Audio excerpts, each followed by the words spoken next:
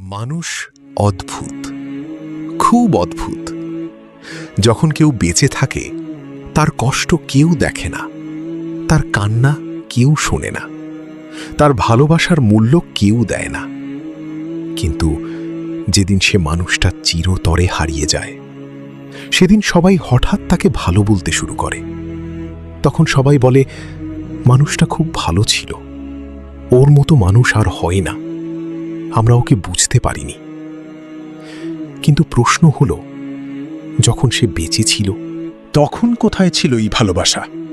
এই পৃথিবীতে সবচেয়ে কষ্টের ব্যাপার হলো, মানুষ তোমাকে তখনই অবহেলা করবে যখন তুমি তাকে সবচেয়ে বেশি ভালোবাসবে।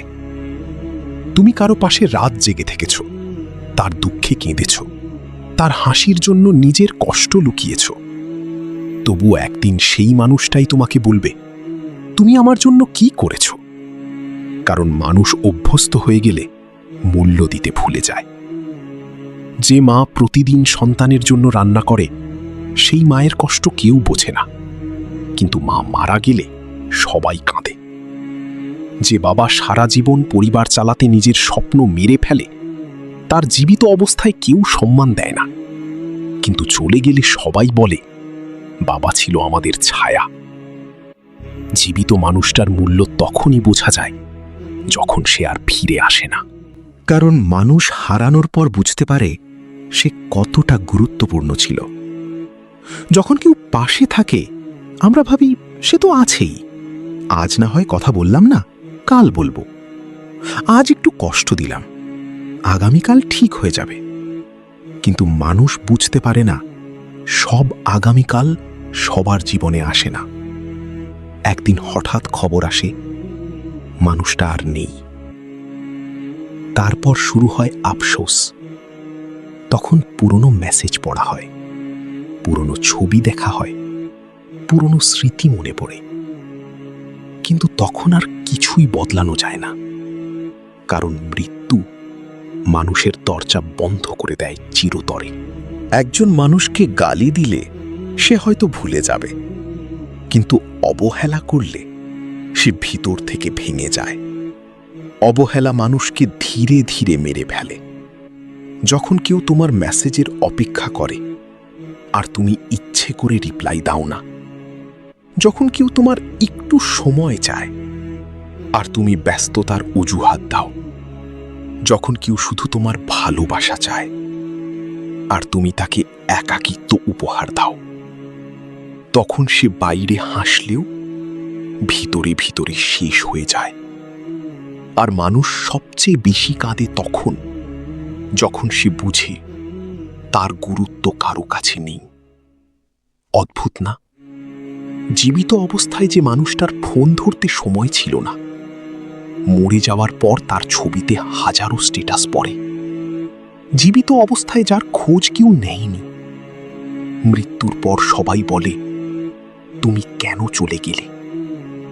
মানুষ আসলে হারিয়ে যাওয়ার পর মূল্য দেয়, কারণ তখন আর ইগো থাকে না, রাগ থাকে না, অভিমান থাকে না, থাকে শুধু আফসোস। কিন্তু এই আফসোসের কোনো দাম নেই, কারণ মৃত মানুষ আর ফিরে আসে না। সময় থাকতে মানুষকে ভালোবাসতে শেখো, কারণ কবরের সামনে দাঁড়িয়ে কান্না করা সহজ, কিন্তু জীবিত মানুষটার চোখের জল মুছে দেওয়া খুব কঠিন। আজ তোমার মা বেঁচে আছে, একবার গিয়ে বলো, মা আমি তোমাকে ভালোবাসি। আজ তোমার বাবা জীবিত, একবার জড়িয়ে ধরো তাকে। আজ তোমার প্রিয় মানুষটা পাশে আছে, তাকে অবহেলা না করে একটু সময় দাও, কারণ একদিন হয়তো তুমি চাইলেও তাদের আর খুঁজে পাবে না। জীবন খুব ছোট, এখানে কেউ চিরদিন থাকে না। সবচেয়ে বিপজ্জনক মানুষ হলো সেই ব্যক্তি যে চুপচাপ কষ্ট সহ্য করে, কারণ সে কাউকে কিছু বলে না, কারো কাছে অভিযোগ করে না, সে শুধু ভিতরে ভিতরে ভাঙতে থাকে। আর একদিন হঠাৎ সবাই শুনে মানুষটা আর নেই, তখন সবাই অবাক হয়, কেউ বুঝতেই পারেনি সে এত কষ্টে ছিল। কিন্তু সত্যি হলো, মানুষ বুঝতে চায়নি, কারণ আমরা সবাই ব্যস্ত, কিন্তু কারো অনুভূতি বোঝার জন্য সময় নেই। মনে রেখো, মানুষের মৃত্যু শুধু শরীরের শেষ নয়, অনেক না বলা কথারও শেষ। তাই সময় থাকতে সম্পর্ক ঠিক করো, ক্ষমা চাইতে শিখো, ভালোবাসা প্রকাশ করতে শিখো। কারণ যেদিন মানুষটা হারিয়ে যাবে, সেদিন তোমার হাজারো কান্নাও তাকে আর ফিরিয়ে আনতে পারবে না। জীবিত মানুষকে ভালোবাসো, জীবিত মানুষটাকে সম্মান দাও, জীবিত মানুষটার পাশে দাঁড়াও। কারণ মৃত্যুর পর ফুল দেওয়ার চেয়ে জীবিত অবস্থায় একটা ভালোবাসার কথা অনেক বেশি মূল্যবান।